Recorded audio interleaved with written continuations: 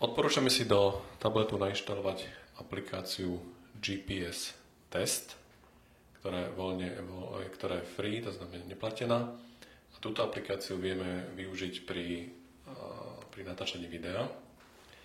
V základnej obrazovke tam v podstate aplikácia vyhľadáva satelity, momentálne to bezpredmetné, nakoľko sme pod strechou, teda vo vnútri, to znamená, že nezistíme satelity, ale čo je zaujímavé pre nás je obrazovka vpravo, druhá dole, ktorá nám ukazuje naše koordináty, severnú šírku, východnú dĺžku a mapu, kde sa nachádzame. Tu dokonca vidíme, že sme v strednej Európe, to znamená, už je večer, krásne vidieť západ a východ slnka.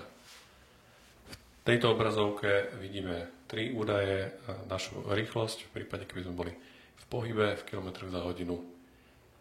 A kompas, to je vľavo dole, v stupňoch. A posledná je attitude, čo je naša nadmorská výška v metroch. Odporúčame túto aplikáciu používať v prípade, keď robíte videá v exteriéri a zaznamenať si potom údaje k videu jednoduchým skopírovaním do schránky, do clipboardu. Viete si potom neskôr sa vrátiť k informácii, v akej výške ste boli, prípadne vaše zemepisné koordináty. Znova viete zaznamenať.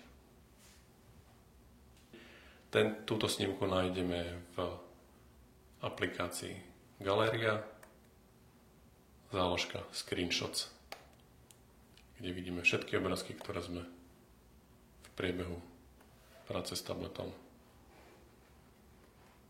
uložili.